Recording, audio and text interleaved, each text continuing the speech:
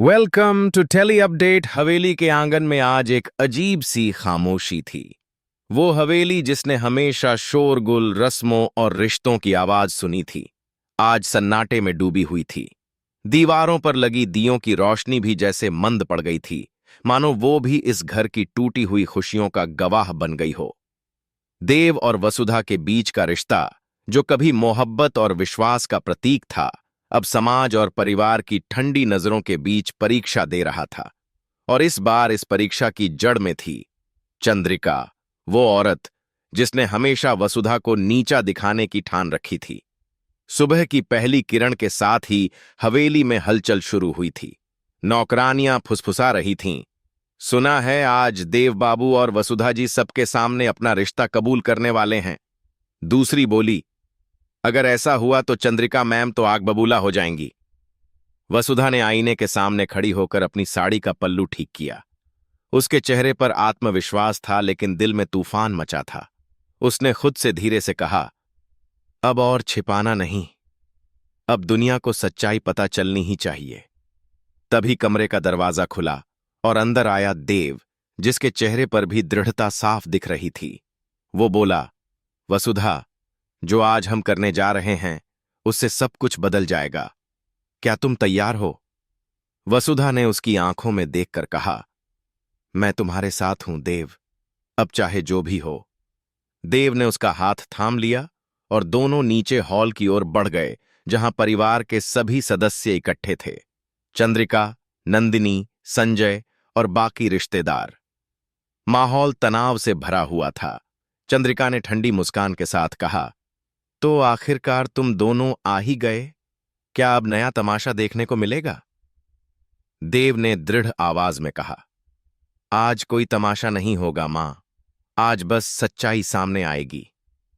चंद्रिका ने ताने भरे लहजे में कहा, सच्चाई? कौन सी सच्चाई बेटा? देव ने एक कदम आगे बढ़ाया और सबके सामने बोला, मैं और वसुधा शादीशुदा हैं। जैसे ही ये शब्द हवेली में गूंजे, हर चेहरा सन्न रह गया। नंदिनी के हाथ से पानी का ग्लास गिर गया। संजय ने हैरानी से देव की तरफ देखा और चंद्रिका के चेहरे पर गुस्से और सदमे की मिली-जुली लकीरें उभर आईं। वसुधा ने शांत स्वर में कहा, हां, हमने शादी की है और अब हम ये रिश्ता सबके सामने स्वीकार कर रहे हैं।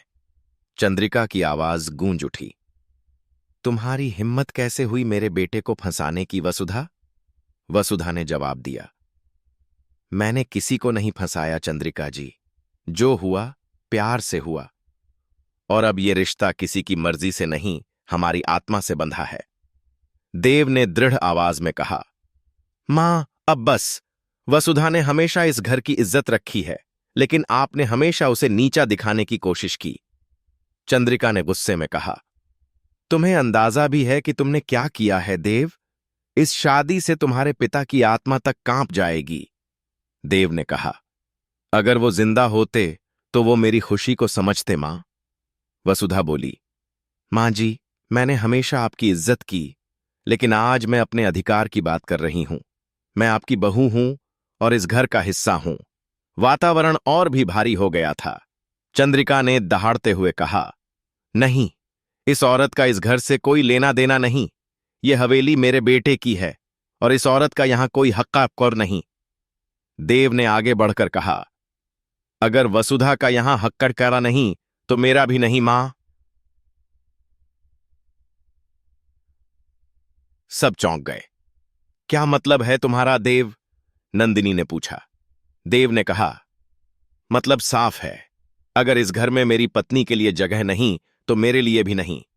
वसुधा ने उसकी बांह पकड़ ली। देव, शांत हो जाओ। लेकिन देव बोला, नहीं वसुधा, अब बहुत हो गया। अब यह फैसला होगा कि कौन इस घर में रहेगा और कौन जाएगा। चंद्रिका हंसते हुए बोली, फैसला? फैसला तो मैं करूंगी। देव ने कहा, नहीं मां, इस बार फैसला मैं करूंगा। हॉल में सन्नाटा पसर गया। हर किसी की निगाहें देव और चंद्रिका पर थीं। देव ने कहा, आज मैं सबके सामने ये ऐलान करता हूं कि वसुधा ही मेरी पत्नी है और मैं उसके साथ ही रहूंगा। जो इस सच को स्वीकार नहीं कर सकता वो खुद इस घर से चला जाए। चंद्रिका के चेहरे पर गुस्से की झलक और गहरी हो गई। उसने चीखते हुए कहा, तो ठीक है, मैं ही चली जाती हूं, लेकिन याद रखना, यह घर मेरा है और एक दिन तुम दोनों को इस फैसले पर पछताना पड़ेगा। वसुधा ने आंखों में आंसू लिए कहा, मां जी, मत जाइए, आप ही तो हमारा परिवार हैं। लेकिन चंद्रिका ने उसके हाथ झटक दिए। मत कहो मुझे मां, मेरे बेटे को मुझसे छीनने वाली औरत को मैं मां नहीं कह सकती। देव ने धीरे से कहा, मां, आप जितना गुस्सा करना चाहें कीजिए, लेकिन सच ये है कि हम अब एक हैं।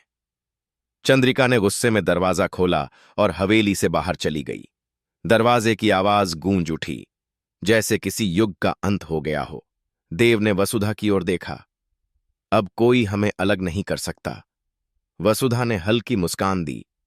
लेकिन इस खुशी में भी दर्द है देव, आपने अपनी मां को खो दिया। देव बोला, नहीं वसुधा, वो वापस आएंगी जब उन्हें हमारे प्यार की सच्चाई समझ आएगी। हवेली के बाहर चंद्रिका खड़ी थी, आसमान की ओर देखते हुए।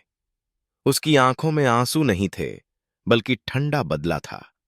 उसने खुद से कहा, वसुधा, तुमने मुझे इस घर से निकाला है, लेकिन अब देखना, मैं तुम्हें इस हवेली से नहीं, तुम्हारी जिंदगी से निकाल दूंगी।